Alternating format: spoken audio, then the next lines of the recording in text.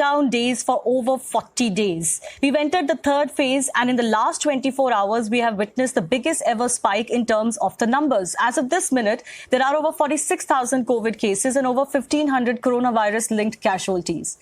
Undoubtedly, this has been an extremely challenging phase for each one of us, and even in these challenging times, there are those who continue to inspire us with their endless effort to help others. It's not just the frontline workers that Republic TV has been saluting, but also others from various fields who are coming together to ensure that there is last mile delivery and everyone who needs help can get that help, including the frontline warriors like doctors, nurses and police officials. So on this special broadcast, I'm going to be joined by 4 very special guests who are doing their bit for the country, leading by example while doing so. A cross-section of individuals from politics to bureaucracy and professionals. B.M. Mishra, DM South Delhi, is joining us. Afroz Shah, lawyer and environmentalist, a celebrated environmentalist for the Clean Up Beaches project in Mumbai and more. Manish Mundra, filmmaker and a good Samaritan on a number of causes, is also on the show live with us. Tejasvi Surya, MP Bengaluru South, will be with us in just a bit. Thanks a lot for joining us, all of you. I want to go across to Mishra first. B.N. Mishra ji, you've been doing stellar work as far as South Delhi is concerned. Now, Delhi, we know that all 11 districts have been categorized as red zones. And it has been a case of mounting cases in the national capital. But I just want to highlight, for the benefit of our viewers, that under you, there were 2 apps that were started for containment survey app and a home quarantine app, which has now been adopted in all districts in the national capital. You also started the first of its kind mobile corona testing clinics. You've done very aggressive containment in Sangam Vihar, largest unauthorized colony. 10,000 screened, 15,000 contained in 3 different zones, and also the country's first institutional quarantine center. Just some of the highlights that I want to, highlight for our viewers. Overall, how would you describe your fight as the DM of South Delhi over the last 40 days? How has it been like for you? Thank you, Shivani, for mentioning my district and the effort of the South Delhi citizens. See, my effort is not simply my effort, it's whole team who is working in the administration, the police, as well as the support of the citizens, NGOs, RWAs, everybody is working against this corona. And the war is not yet over. See, we are in the middle of the crisis. I would not even take this opportunity to call it a middle of crisis, because we are fighting with unknown. And we started our journey way back in March, when we were to find out the places for institutional quarantine of the foreign travelers who were traveling to India, belonging to various states. And then we came up with the first institutional quarantine facility in the Chhatarpur. And then keeping them there, finding the difficulties faced by them, finding the difficulties faced by the administration, and resolving and coming across one final solution was very difficult, but then we could do it successfully. Then started the lockdown, then managing the essential services, then managing the food distribution, and then started the cases coming. Then when the cases started coming, then we also faced, in fact, with the foreign travelers also, we faced, when we ordered the home quarantine, the people were not so strictly observing the home quarantine. Then came the idea of developing the home quarantine, a GPS-based app, with the help of one Bangalore-based company, and we could successfully introduce that app at various locations. And then we tested, then got the order of the MHA's approval, and then it was also implemented in the whole Delhi. Simultaneously, we also went for, like you already mentioned, the Sangam Vihar, one of the largest cluster in not only the country but also in the whole Southeast Asia. So there we faced cases were coming up, and when the cases were coming up, I took a prompt action, in the sense that I did not wait for a large number of cases to come. Since being from a medical professional background before joining in this service, I took a call that all the contacts, knowing the nature of the disease, I took a call that all the contacts or family close contacts of the patient who is being tested positive, who have been tested positive, they will slowly come positive, and then the criteria of the containment will meet. If not today, then day after or 2 days after. So I took all these people into my institutional quarantine and contained the area. We kept the containment smaller. And we divided the containment into 3 containment zones so that the essential services can be maintained. And we screened thoroughly with the help of Containment Survey app. This is a very peculiar app.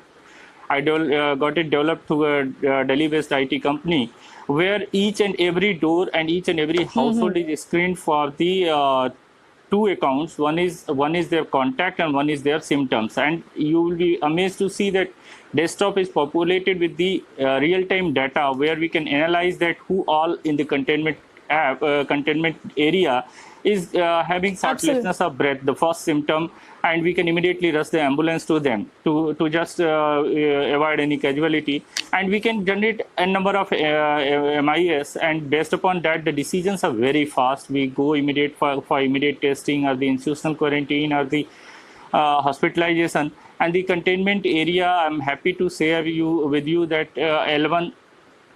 Hello, am I audible? Yes, go ahead. Am I audible? Yes.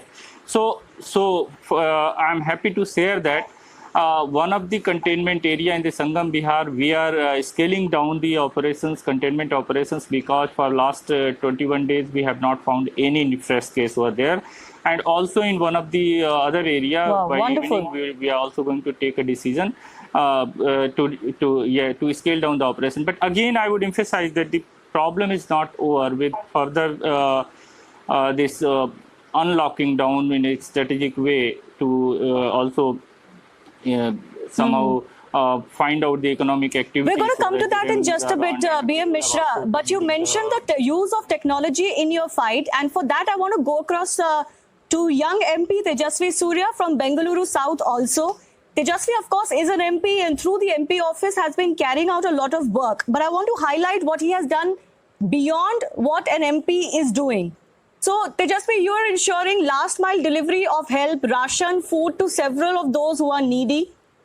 In the last few days, you've been employed with a lot of help for migrants. You're distributing ration kits, foods. You're procuring from farmers as well, which solves 2 issues in one.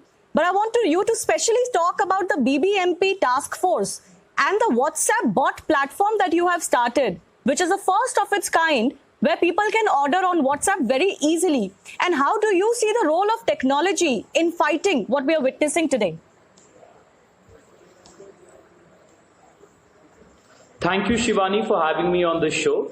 At the very outset, I would want to state that the importance of technology, especially digital technology, in essential services delivery, and more so in broadly in governance, is only going to increase in the coming days. And the COVID-19 crisis has shown to the administrative apparatus in the country the critical importance that technology can play.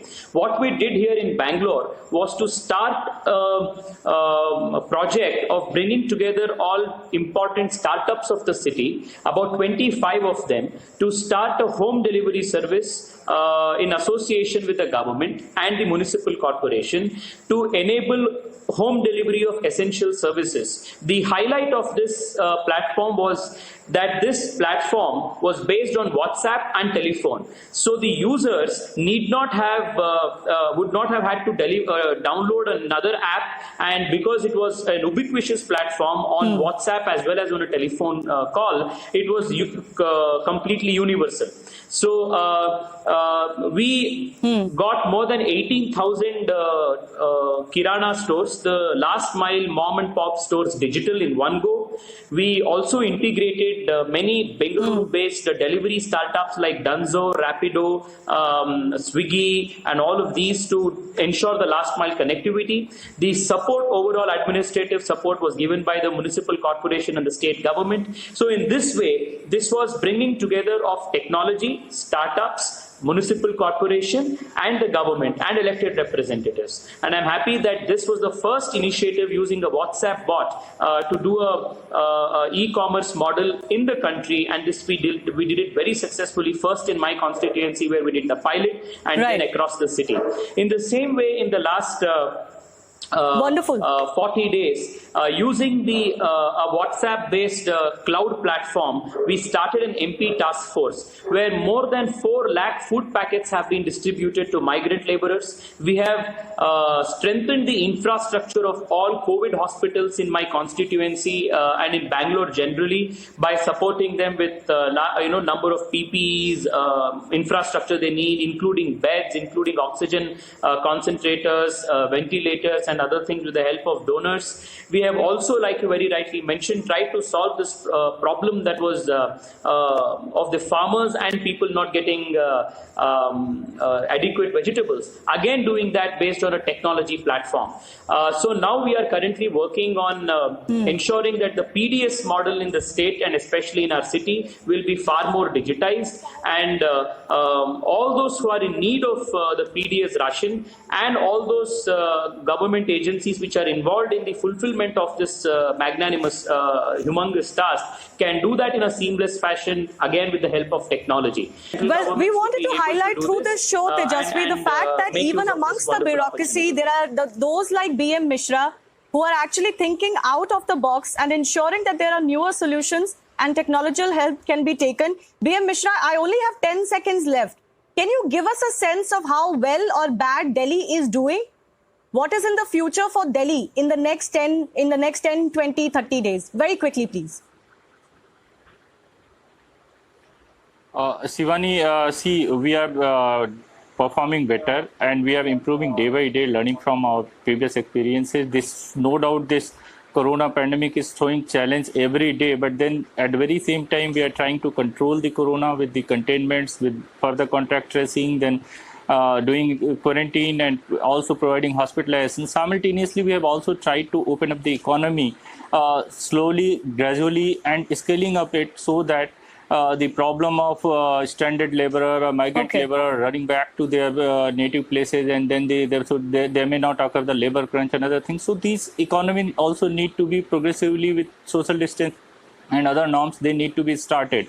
I agree fully with the Honorable Member of Parliament, and let me put it across that this time when we are going up for this economic revival from a very close economic shutdown, so we are going to first gain more in the primary and secondary sectors. Tertiary sector is not going to immediately give us more gain. And if we focus more on agrarian economy at this moment, just to get a kickstart to the GDP growth, I think we will succeed very fast. And with the monsoons, better predictions, I think I do appreciate your thoughts, and we really do hope that the bureaucracy, the politicians, and also individuals like Manish and Afroz can collaborate their efforts. That is why we wanted to bring you all on one platform. We are always short on time. It would be wonderful to have you all again on the channel.